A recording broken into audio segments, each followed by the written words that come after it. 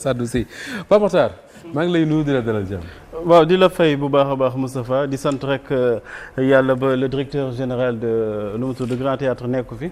oui parce que bu fi nekkoon Sanoussi mii du fi toog. lu tax xam naa tam ma tere ñuulal bopp. ça commence bien ça.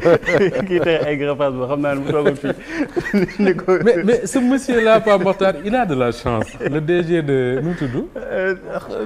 waaw parce que il fait ça xaw ma c'est une bourde je mets des guillemets mais bizarrement ak l'actualité nit ñi taluñu. si effectivement boo tax ba gars yi taluñu ko. muy tere mu ne. greffage ak xeesal la doon tere ci. di ko nuyu bu baax a baax di nuyu comme ni ñu ko tàmm di defee waa Saint-Louis du Sénégal waa Colobane ak waa Fass. nawet bi noonu bu commencé rek ñun waa Kër Massar dañuy souffrir Moustapha parce que voilà ndox bi yaakaar naa comme ni ma ko doon waxee la dañu fa ci rajo bi dama ragal ni ci suuf si lay jóge ndax bu asamaan si xiinee rek Kër Massar fees naan du sax tawagul nga gis Kër Massar fees del ak ndox donc dañuy ñaan autorités yi ñu dimbale ñu si bu baax a baax a baax surtout nag Kër Massar Sud am nañ ay jafe-jafe bu baax a baax waa Sotrag ak yooyu ba may ñëw nii nag dama dajal benn sëriñ benn kilifa mu ni ma feu rouge bi nekk ci angolu kii bi su suufu giratoire rond point kii bi pont bi rond point 6 waaw pont Liberté 6 bi feu rouge boobu tàkkul feu de circulation bi tàkkul te moom benn frère am fa la ko oto mbëkkee ba mu def accident bu ko coûté voilà mi ngi ba tey ji jamono ji ci liwu hôpital yi autorités yi bu ñu mënee lijjanti feu de circulation parce que effectivement am na ay feu de circulation yu bëri yoo xamante yu nekk ci trajet BRT yu fonctionné yi loolu wóorul waaw te surtout nag bu nekkee ci sens giratoire oto yi parfois duñu am compréhension di la may dañuy yaakaar ni que feu bee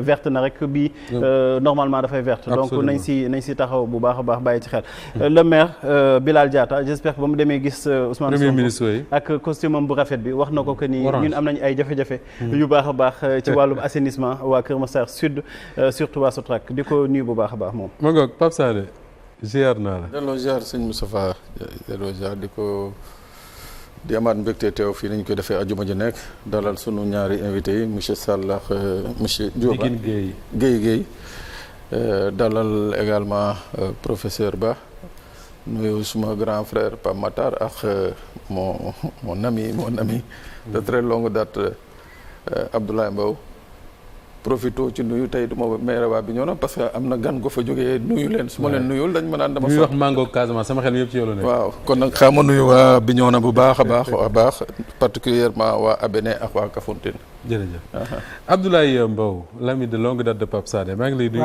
waaw maay premier bëgg néegam maa ngi koy siyaar bu baax sama grand bi maa ngi koy nuyu bu baax le grand ñancoo nuyu la bu baax Hadj Moustapha nuyu bu baax Mamadou Biguine di nuyu à travers lui suñu grand suñu xarit Mamadou Moustapha Diagne ñu ngi koy siyaar bu baax ak tous les membres de la coalition John ñu ngi nuyu tamit suñu xarit également Samba Tall te je pense que yaa ngi naan conseil technique mais il est également auteur de plusieurs ouvrages je pense que ouvrage yu bëri lépp ci pétrole ak waaw ouvrage yu bëri je pense que def naa si ay notes de lecture plusieurs fois au même titre que Pape Makhtar parce que Pape Makhtar premier ouvrage am def naa si note de lecture super et bienvenue également au professeur Sanoussi bi mujj def moom waxuma note de lecture mais nañ ma may présentation bi waaw bis bu ñu koy def te ironie sax tey Sanoussi tey la ñoo mooy 18 juillet baa la sant te tey aujourd'hui c'est l'anniversaire de la disparition de Maba Diakhou Ba 18 juillet 1867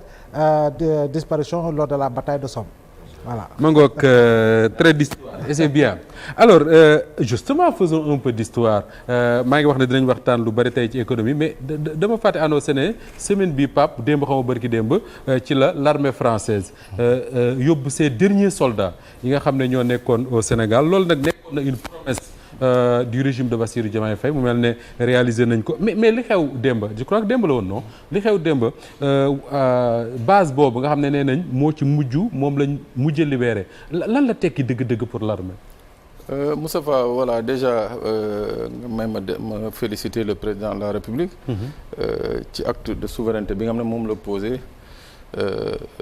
daal di wax un peu sur l'histoire de cette base base boobu daanaka pour ceux qui se rappellent bien Abdoulaye Mbow tali américain yaa ngi koy fàttaliku base bi dafa amoon enjeu avant les indépendances entre américains ak l'armée française l'armée américaine et l'armée française américains yi ci jamono jooju daal di profito rapidement tabax benn tali biir Wakaam ñi koy woowee tali américain. ah Wakaam. biir Wakaam. ñu tabax fa tali mu dem ci aéroport militaire bi. ci moment boobu français yi tamit xam naa stratégiquement tabax tali bu gën a jege ñu tuddee ko tali 26 mooy tali bii nga xam ne mooy romb kër dem si yàlla buntu kër Cheikh Béthio. d'accord ñaari tali yëpp di daje. tali 26 la tuddoon. waaw ñaari tali yëpp di daje ci base boobu. d'accord mooy ñi koy wax base aérienne DA 160. Originellement. Armée française seen ñi nekkoon armée de l'air. ñooñu ñoo fa nekkoon. mais après la restructuration de 2011 avec le départ des soldats français. ba ñu reformer ko en élément français. au Sénégal base bi dafa nekkoon la principale base du commandement interarmes. d'accord interarmes boo ko déggee mooy maanaam toutes les armées yi nga xam ne étaient en présence fii au nom de la France seen commandement foofu la nekkoon. d'accord muy benn ñaar mu nekkoon unité régionale bi nga xam ne moo chargé wu de la coopération de toutes les forces françaises en Afrique muy deuxième bi troisième bi. mu nekkoon également le lieu de résidence des militaires et gendarmes français. La symbolique de cette base. mooy que le seul officier français bu takkee général au Sénégal. oui. le colonel Laurent Gel. moom lañ ko tuddee. d'accord voilà ñu ngi ko tuddee en 2012-2013. parce que il fait partie de ces officiers français yi nga xam ne ñoo doon jógee fii Sénégal di dem di bombarder ji dans le nord Mali à l'époque il était colonel donc au vu de ses succès mu tombé mu nekk en fin de mission bi mu fiy jógee. ñu tappal ko général tuddee ko camp bi donc voici un peu la symbolique de ce camp là. d'accord kon lu am solo la. alors loolu sax ci la ñuy taxaw tuuti Mamadou Biguine Gueye départu militaire français yi.